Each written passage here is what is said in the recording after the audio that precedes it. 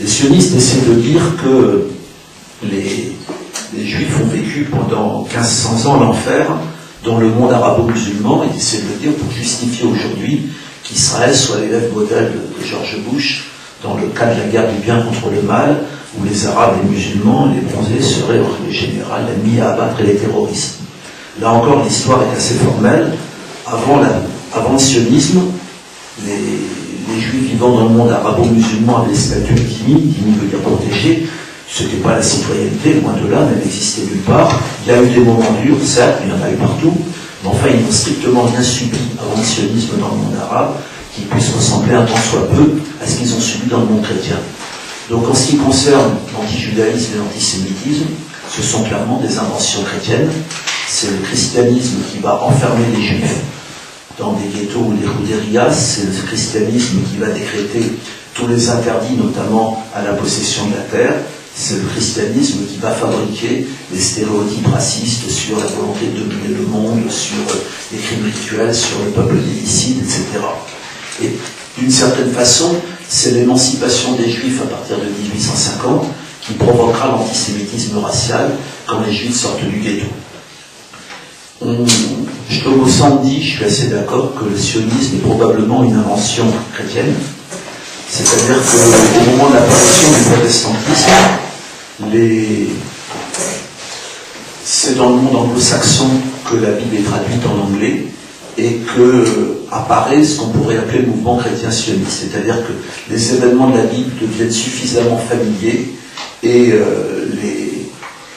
les anglo-saxons religieux, ceux qui vont conquérir en particulier les États-Unis ou tout, vont imaginer une espèce de juif imaginaire qui irait en Palestine chasser les Arabes et se convertir après à la vraie foi.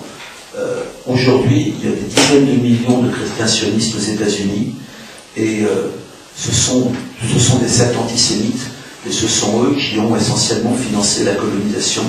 Donc savoir que la colonisation a été financée par des antisémites, ne jamais l'oublier. D'ailleurs, je vais parler un petit peu du sionisme et du fascisme.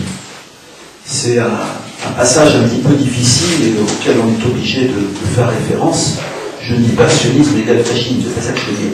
Ce que je veux dire, c'est que le sionisme a été tout aussi aveugle que d'autres idéologies au moment de la montée du fascisme, quand le fascisme est arrivé au pouvoir. Je cite quelques faits. Le sionisme s'est divisé en plusieurs ailes à partir des années 1930. L'aile qui aujourd'hui est au pouvoir en Israël, donc autrefois les Begin et Shamir, aujourd'hui les Netanyahou, Lieberman, Tzipi Livni, Olmert, etc., ce sont tous des disciples de Jabotinsky. Jabotinsky était un dirigeant sioniste des années 30 qui lui-même s'appelait révisionniste. C'était un admirateur de Mussolini, et c'est dans l'Italie mussolinienne qu'il a inventé le concept de transfert, autrement dit de déportation des Palestiniens au-delà du Jourdain. En ce qui concerne l'aile, entre guillemets, socialiste du sionisme, celle de Ben Gurion, en 1933, quand Hitler arrive au pouvoir, les Juifs américains déclarent un boycott contre l'Allemagne nazie, et Ben Gurion rompt ce blocus, et il signe avec les nazis l'accord de Havara, qui va énormément servir à l'Allemagne hitlérienne pour se réarmer, et qui consiste en gros à demander et à obtenir que les Juifs allemands qui sont expulsés soient expulsés vers la Palestine et pas vers l'Angleterre et les États-Unis.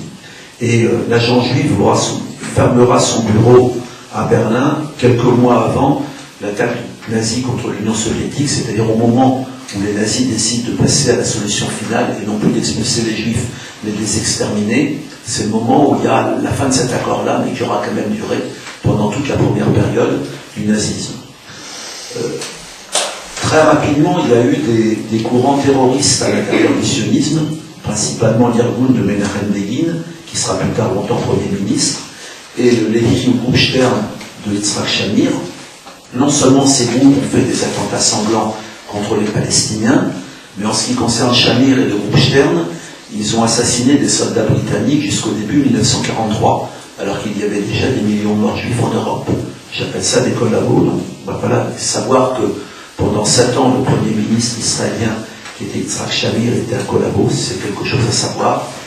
Je pourrais en rajouter encore que Si vous relisez Hannah Arendt, Eichmann et Jérusalem, vous voyez comment les dirigeants des communautés juives d'Europe de l'Est, c'est Hannah Arendt qui le dit, si ces dirigeants n'avaient pas collaboré, la moitié des 6 millions de morts auraient probablement survécu, et beaucoup de ces dirigeants étaient sionistes. Bon, il y aurait l'épisode de Kastner en Hongrie qui est particulièrement sordide. Donc si je dis ça, c'est pas pour dire sionisme égale nazisme, c'est pour dire que les sionistes, quand ils brandissent dès qu'on sort les propos que je donne, l'antisémitisme et le souvenir du génocide, ferait peut-être bien de balayer derrière leur porte. Quand ils disent, ce qui est une vérité, que le grand moufti de Jérusalem a été un nazi et un collaborateur et un criminel de guerre, ce qui est totalement vrai, il faut leur rétorquer que Yitzhak Shamir a été aussi un criminel de guerre et aussi un collaborateur. Dernière petite chose que je vais dire, mais qui sont importantes, sionisme et Occident. Il faut comprendre une chose, parce que quand on va vous balancer en permanence, si vous êtes solidaire de la Palestine, on va vous dire sans arrêt, vous êtes un antisémite. Qu'est-ce qui s'est passé un petit peu avec l'Occident? Les Juifs étaient les parias de l'Europe, considérés comme des Asiatiques inassimilables, et puis on les a fait passer de l'autre côté du miroir. Le sionisme est rentré dans le jeu. Je cite le cas de Balfour. Balfour, Premier ministre anglais en 1905, est un antisémite comme tous les dirigeants européens de l'époque. Il prononce un discours terrible aux communes contre ces juifs polieux polonais qui viennent prêcher la révolution. Et 12 ans après, en 1917, Balfour envoie la déclaration Balfour à Lord Rothschild, le plus grand capitaliste juif de l'époque, en disant on vous donne la Palestine comme futur foyer national juif. Est-ce qu'il y a une contradiction? Non. Les Juifs étaient des Asiatiques inassimilables en Europe, mais s'ils partaient au Proche-Orient, ils devenaient des colons européens. C'est-à-dire que le sionisme a accepté de jouer ce rôle où le paria d'autrefois devient l'instrument du colonisateur. Ce n'est pas des exemples uniques dans l'histoire où il y a des gens qui ont été persécutés et qui passent de l'autre côté. Est-ce que les dirigeants occidentaux sont pro-israéliens par culpabilité? Non. Là encore, je donne l'exemple de ce qui se passe en 1945. En 1945, il y a eu 6 millions de morts, il y a quelques centaines de milliers de rescapés du Yiddishland. Tout le monde où ils vivaient à l'est de l'Europe, leur monde a disparu. Ils demandent des visas pour l'Angleterre, les États-Unis, la France et tout, ils ne les obtiennent pas. Et si l'Occident s'était senti coupable vis-à-vis des Juifs, il aurait dit pour y être allé fort avec vous, vous sortez du massacre de la moitié des Juifs européens, maintenant vous aurez la citoyenneté, l'égalité des droits. C'est pas ça qu'on leur a dit. On leur a dit, maintenant vous avez un pays, vous dégagez comme vous voulez, et tous ces réfugiés qui étaient dans les camps, Shlomo Sand est né dans un de ces camps, ils sont quasiment tous partis en Israël parce qu'il n'y avait eu autre endroit pour les accueillir. Donc quelque part, bien avoir cette idée en tête, l'Occident s'est débarrassé de son crime historique contre les Juifs sur le dos du peuple palestinien, et le sionisme a sciemment joué ce rôle-là.